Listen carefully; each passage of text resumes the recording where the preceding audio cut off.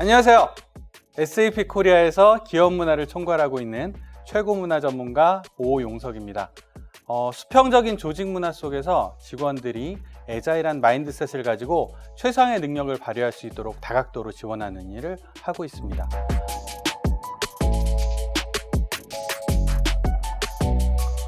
세상이 바뀌는데 우리가 안 바뀔 수는 없겠죠. 사실 우리가 누리고 있는 이 매니지먼트의 틀 자체가요, 산업혁명 때 만들어진 겁니다. 그 당시만 해도 직원들 머리에서 생각과 사고를 빼고요, 몇몇 리더들이 결정할 수 있었습니다. 같은 시간에 출근하고 일하고 배우고 또 밥 먹으러 가고 다시 일하다가 퇴근하는 그런 일련의 과정들을 통해서요, 누군가가 만들어 놓은 그런 지독한 틀 안에서 무려 100년이나 갇혀 있었습니다.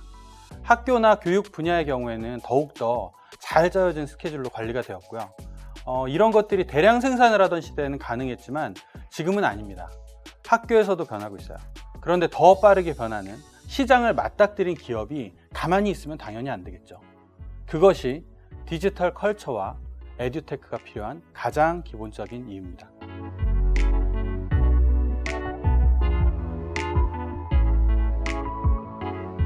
국내 기업들한테는 무척이나 생소했던 일이었습니다.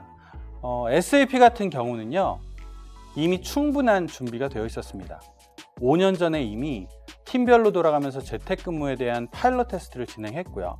기본적으로 글로벌한 업무에 대응하기 위해서 모바일 워크플레이스를 차근차근 준비하고 있던 그런 상태였습니다. 실제로 전사공지가 일요일에 나왔고요.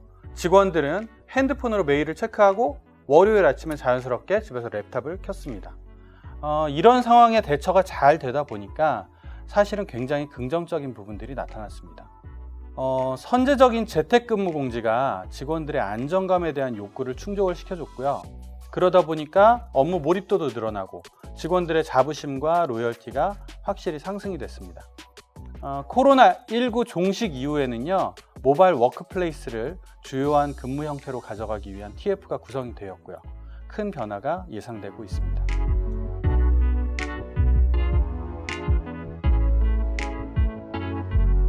어떤 기업이든 가장 중요한 것은 제도의 도입보다는요, 바로 마인드셋입니다.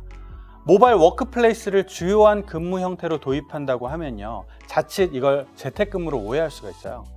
이것은 전혀 다른 의미입니다. 집에서 근무하세요가 아니죠.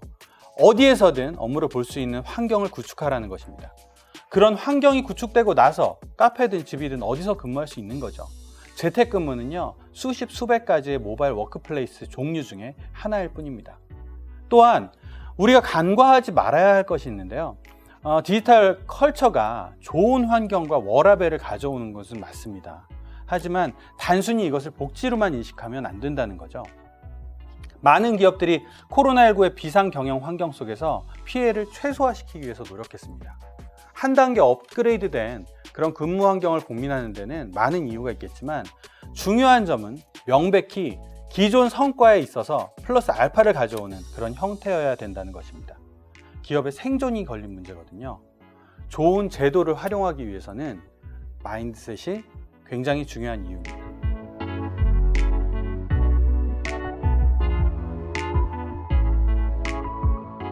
SAP에서는요, 캠페인과 더불어서 세미나나 교육, 회의, 그리고 회식까지 다양한 온라인 방법을 시도할 예정입니다.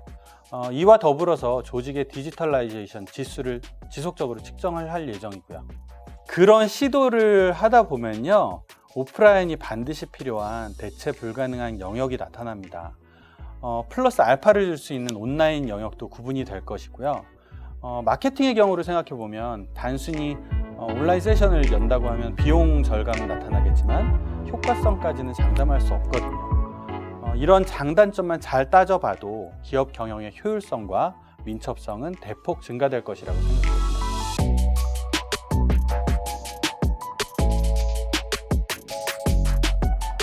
근본 HR1에서는요, 디지털 컬처를 분석해보고 무엇보다 중요한 직원의 마인드셋의 변화 방법에 대해서 인사이트를 공유해보고자 합니다. 변화의 두려움 때문에 다가오는 이런 미래를 외면할 수는 없습니다. 같이 한번 고민해 보시죠. 이게 아직도 먼 나라 얘기처럼 들리시나요?